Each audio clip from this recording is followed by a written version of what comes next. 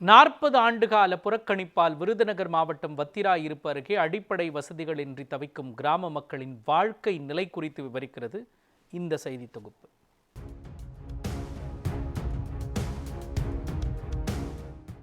மேற்கு தொடர்ச்சி மலைகளின் அடிவாரத்தில் அமைந்துள்ள இயற்கை வளங்களால் சூழப்பட்ட சிறிய கிராமங்கள்.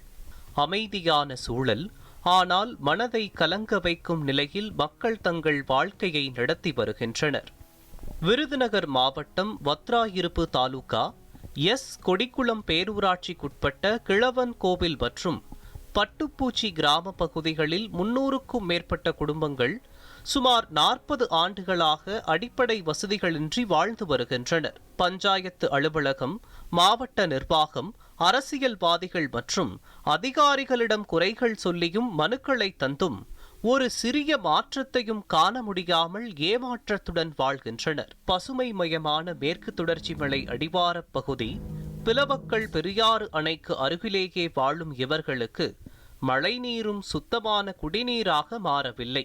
குடிநீர், சாலை, கழிவறை, சுகாதார நிலையம், தெருவிளக்கு, தொலைத்தொடர்பு, நியாய விலைக்கடை என ஒரு கிராமத்திற்கு தேவையான அனைத்து அடிப்படை வசதிகளும் இங்கே ஒரு கனவாகவே இருந்து வருகிறது. கிழவன் கோவிலிலிருந்து கூமாப்பட்டி, வத்திராயிருப்பு வரை மாணவர்கள் கல்விக்காக நடைபயணம் செய்வது ஒன்றும் புதிதல்ல. ஆனால் அவர்கள் செல்லும் சாலைகள் பள்ளத்தாக்குகளாக மாறி ஒவ்வொரு பயணமும் ஒரு சவாலாகவே இருக்கிறது என மக்கள் குற்றம் சாட்டுகின்றனர். மழை காலத்தில் இவை ஆபத்தான சிக்கலையும் ஏற்படுத்துவதாகவும் தெரிவிக்கின்றனர். பொதுமக்கள் சுகாதார வளாகமின்றி வெளியிடங்களில் கழிவறை தேடுவதால் தொற்று நோய்கள் அதிகரிக்கும் அபாயம் இருப்பதாகவும் வேதனை தெரிவிக்கின்றனர். இது மட்டுமல்லாமல் தெருவிளக்குகள் இல்லாததால் இரவு நேரங்களில் மக்கள் இருளில் பயத்துடன் நடக்க வேண்டிய நிலை ஏற்பட்டுள்ளதாகவும் வேதனை தெரிவிக்கின்றனர். வீதிகளில் தேங்கும் கழிவு நீரால் காய்ச்சல், தொற்று நோய் மற்றும் குழந்தைகளுக்கு ஆபத்துகளை உருவாக்குவதாகவும் தங்கள் ஆதங்கங்களை வெளிப்படுத்துகின்றனர். அவசர காலங்களில் இணைய வசதி இல்லாததால் யாரையும் தொடர்பு கொள்ள முடியாத நிலைமை ஒரு பெரும் சுமையாகவே உள்ளதாகவும் தெரிவித்தனர். வாராங்கல் வசதி இல்ல, பிள்ளைகளுக்கு பள்ளிக்கூடம் வர மாட்டேங்குது, வண்டி பஸ் சரியா வர மாட்டேங்குது, ஆட்டோவிலே நாங்கள் காத்து கடந்து அங்கே வர மாதிரி இருக்கு. தாங்கி எது ரிப்பேர்னா உடனே வந்து அதை பார்க்க மாட்டேங்காங்க. அப்படியெல்லாம் இருக்கு எங்கள் ஊரில். பிள்ளைகளுக்கு நல்லா படிப்பு சௌகரியம் எங்கள் ஊரில் கிடையாது, தண்ணி சௌகரியம் கிடையாது. உப்பு தண்ணி தான் நாங்கள் குடி தண்ணி, எங்களை யாரும் அதை கண்டுக்கிறல. ரோடு சௌகரியம் இல்லை, பிள்ளைகளுக்கு பஸ் சௌகரியம் இல்லை, வண்டி சௌகரியம் இல்லை, நெட்டு இல்லை, டவர் இல்லை, எந்த சோழியுமே எங்களுக்கு கிடையாது. வெறும் ஆள் மட்டும்தான் இந்த ஊருக்குள்ள இருக்கோம். எங்களை யாரும் என்னன்னு கண்டுக்கிறல. சின்ன பிள்ளைகளுக்கு டவர் கிடைக்க மாட்டேங்குது, ஃபோன் பேச. நீங்கள் எல்லா வசதியும் நாங்கள் 20-30 வருஷமா இருக்கோம். 30 வருஷம் அங்கே தான் இருக்கோம். குடும்பம் நிறையா இருக்கு. உங்களுக்கு என்ன தேவை?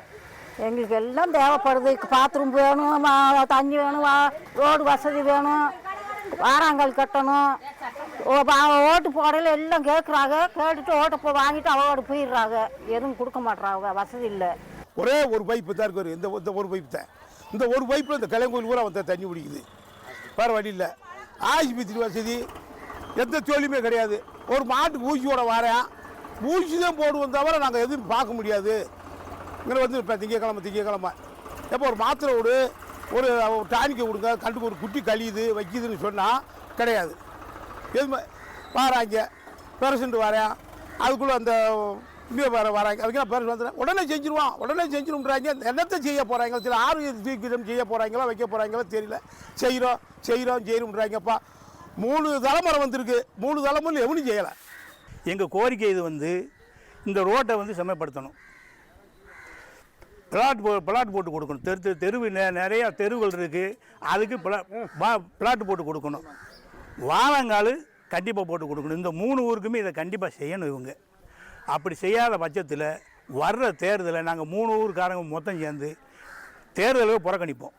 நியாய விலைக்கடை இல்லாததால் மக்கள் 2 கிலோமீட்டர் தூரம் நடந்து சென்று கைரேகை பதிந்து தேவையான பொருட்களை வாங்க வேண்டிய நிலை உள்ளது. இது முதியோர்கள், பெண்கள் மற்றும் குழந்தைகளுக்கு மிகுந்த சிரமமாக உள்ளதாகவும் மக்கள் தெரிவிக்கின்றனர். இந்த சவாலான நிலைமை குறித்து மக்கள் பலமுறை அதிகாரிகளிடம் மனு கொடுத்தும் எந்த ஒரு நடவடிக்கையும் எடுக்கப்படவில்லை என்பதையே வேதனையுடன் தெரிவிக்கின்றனர். தற்போது அவர்கள் எச்சரிக்கையாக தேர்தலை புறக்கணிக்கப் போவதாகவும் கூறுகின்றனர். இந்த நவீன காலத்தில் ஒரு பக்கம் நகரங்கள் விரைந்த முன்னேற்றம் காண்கின்ற நிலையில் மற்றொரு பக்கம் இப்படி ஒரு பகுதிக்கு எளிய தொலைத்தொடர்பு வசதியும் இல்லாமல் மக்கள் வாழ்ந்து வருகின்றனர். நியூஸ் 7 தமிழ் செய்திகளுக்காக விருதுநகர் செய்தியாளர் ஜெயிலானி.